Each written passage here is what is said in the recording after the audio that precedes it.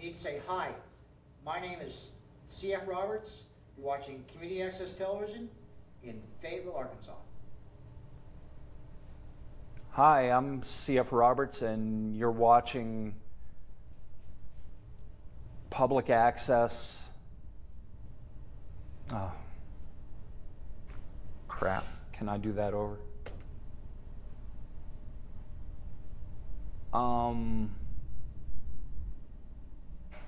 You're watching Community Public Open. No. Okay. You got me? Okay. My name's C.F. Roberts, and you're watching Cat TV. It's kind of like, because CAT stands for Community Access Television. That's kind of like saying you're watching Community Access Television. I don't want to do that. All right.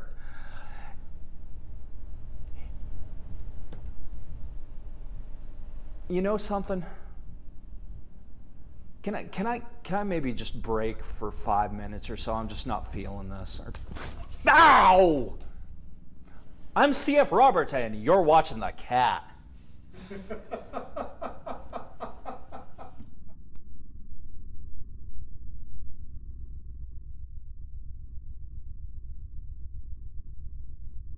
Every time I tune into it, it's an important program. I like to see local people doing things.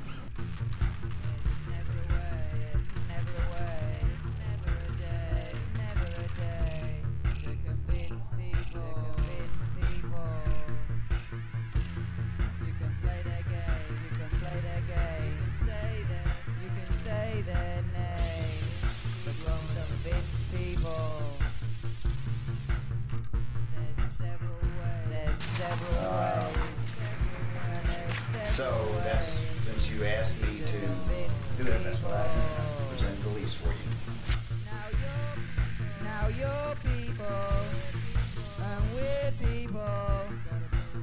We've got to be. To convince people. It's the name of the game. The name of the game. The game of the name.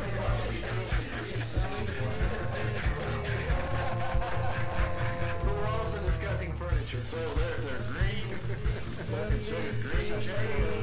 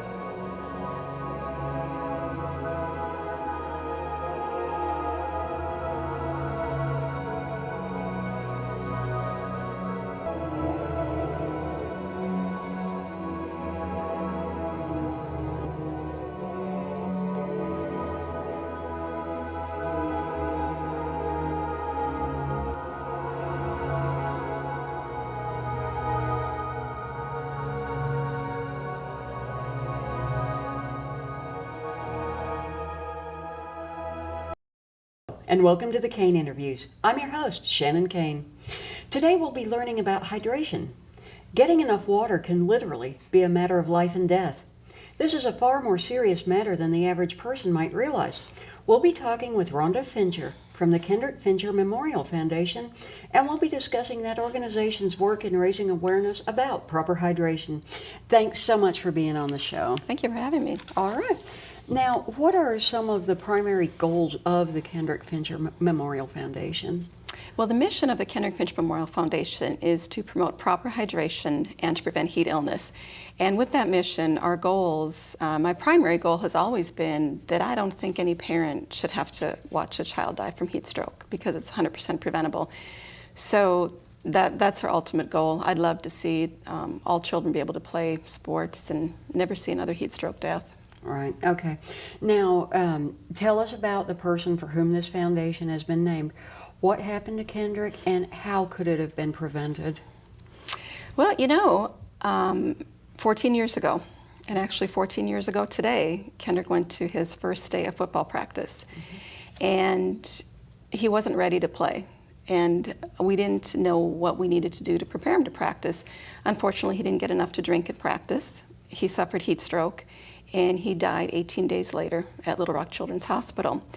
And through that, we recognized that there was a real lack of education on the part of parents, coaches, and athletes, and that all three needed to have education on what needed to be done to prevent heat illness. So we started the Kendrick Fincher Memorial Foundation, and that's how it started. Kendrick was 13 years old, looking forward to playing football, big kid. He was 6'2", 220 pounds. So he was every coach's dream in terms of a football player. Wow, okay. Now, why are younger athletes particularly at risk for heat illness? Well, the younger athletes, and a lot of kids start practice, games and stuff at 6 years old. I mean, the sports are becoming much more younger than they used to be.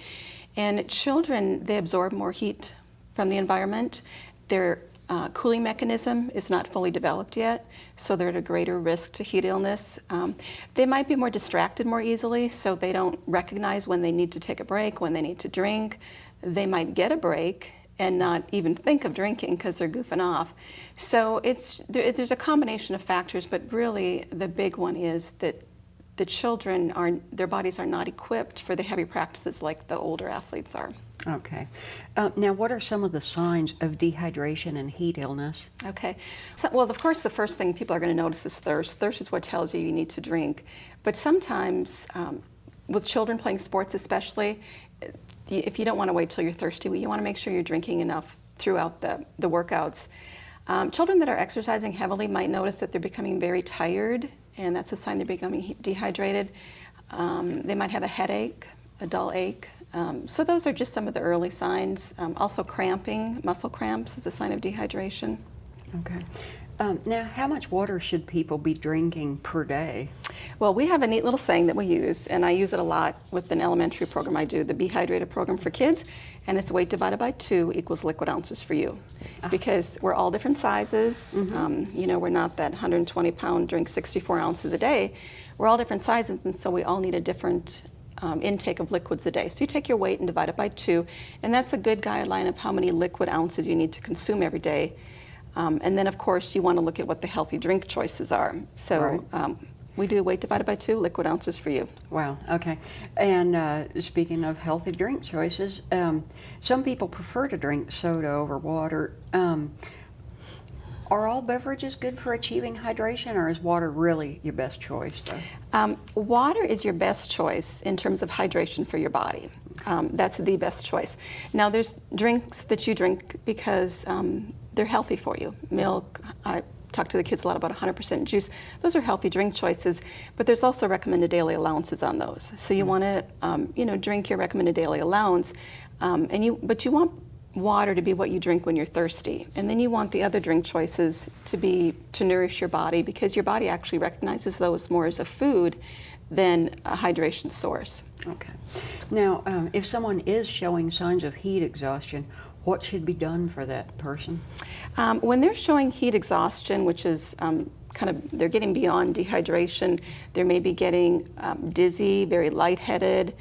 And if you notice that in an athlete, you definitely have to remove them from the physical activity, have them sit in a cool place, and we recommend that they drink a drink that has some sodium in it, that has electrolyte replacement, simply because if they are drinking too much water, they can create an electrolyte imbalance in their body, and that can also be dangerous. So by removing them from the physical activity and starting the cooling process, they will get better if they're only in heat exhaustion. If they continue to get worse, then it would be considered heat stroke and they need immediate medical condition. So in the early signs of heat exhaustion, removing them from physical activity, start cooling them and giving them liquids. Okay. Now, if heat stroke is suspected, what should be done? Is this absolutely a case for taking the person to get medical help? Definitely. Heat illness or heat stroke is life-threatening, and most people die from it. The thing with heat stroke is you have to start rapid cooling on them. So if you're 10 minutes away from the hospital, that's too long to wait to start cooling. You need to start cooling immediately. Especially during the early days of like football practice, for example, we recommend a cool pool beyond the sidelines. And it's not always feasible that you can have a cool pool like at the soccer games or there's softball games, but definitely the first 3 days of football practice, we highly recommend a cool pool on the sidelines, simply because the first 3 days are the most likely that someone's going to experience heat stroke. And rapid cooling is key no matter where you are. And then once you've started rapid cooling, then transport to a medical facility so that you get medical treatment, because heat stroke is very dangerous and fatal if not treated immediately. Wow, okay. Now tell us about the youth run. Yeah, we had the 11th annual youth run this past May. The youth run was started to support our mission, to promote proper hydration, prevent heat illness, and also to emphasize the importance of physical fitness in children. Physically fit children are less likely to suffer from heat illness. So that's kind of why we started it. It's an educational event. It's free for the children. The children get a t-shirt and a really cool goodie bag for participating. And we have some really great local sponsors that help support it. The school system has been great with it. We have approximately about 650 children that come out and run every year.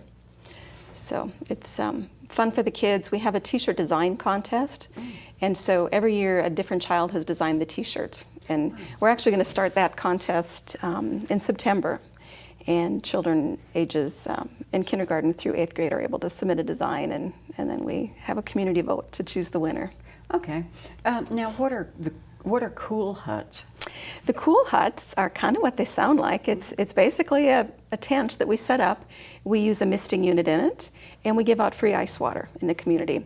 Because, a lot of us have gone to events and we forgot our water bottle at home. We have nothing to bring with. The kids want something to drink, and, you don't want to pay $1 a pop for soda when they should be getting a glass of water.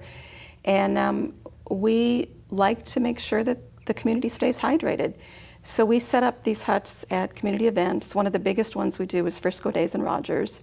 And we make sure that the attendees stay cool. All right. Now tell us a little bit about your efforts with the NFL.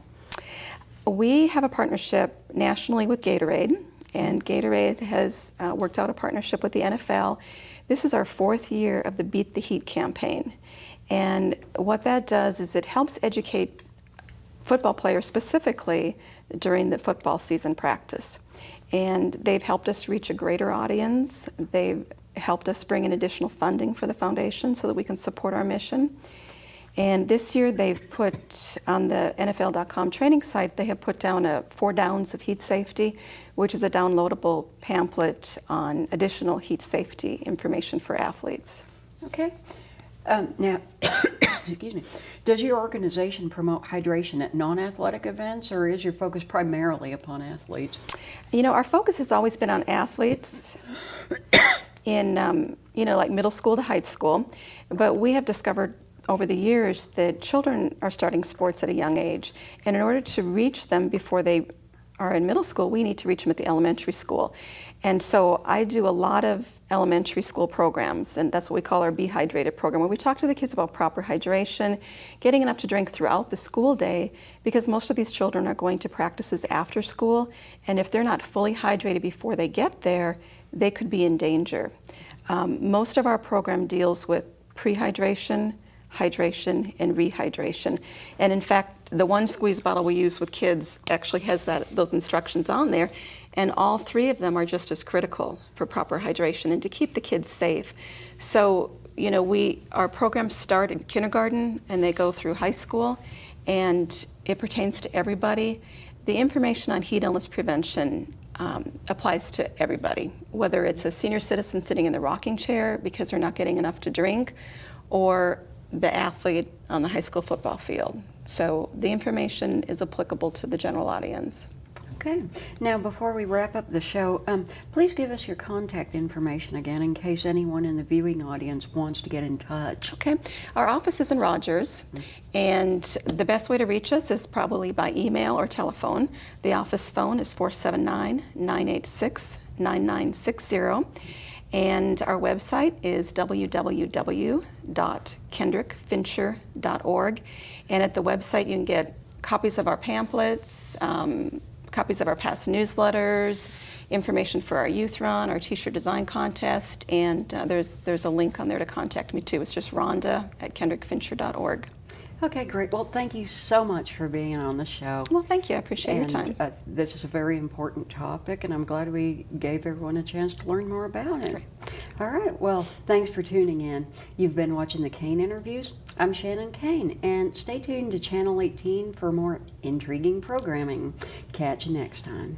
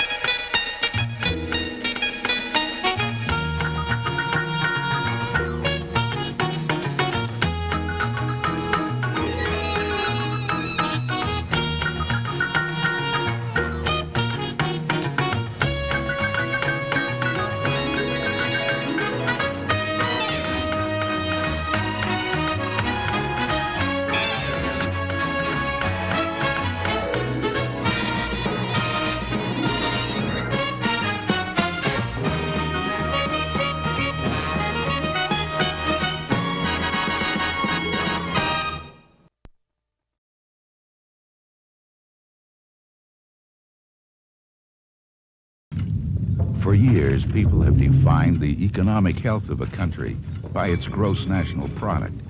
The trouble is that every time a forest falls, the GNP goes up. With every oil spill, the GNP goes up. Every time a new cancer patient is diagnosed, the GNP goes up. If we are to save ourselves, economists must learn to subtract. Your living room is the factory. The product being manufactured is you. When you give blood to the Red Cross, you're saving someone's life. To think that I've saved somebody's life just makes me feel awesome. Yes. It's like scoring a touchdown in a major game. Knowing I saved someone's life feels like I just completed my first skydive. Yes. Like fireworks, 4th of July fireworks. Woo, boy, hot diggity. Hot diggity. When I was young, my mother told me not to question authority. Don't fight the system, she told me. They'll get you every time. My guidance counselor said gas and grapes don't mix. When it was my head I was trying to fix. Mother Nature, it ain't what you told me. It hurt me when you lied. I'm just leaving with what I came with.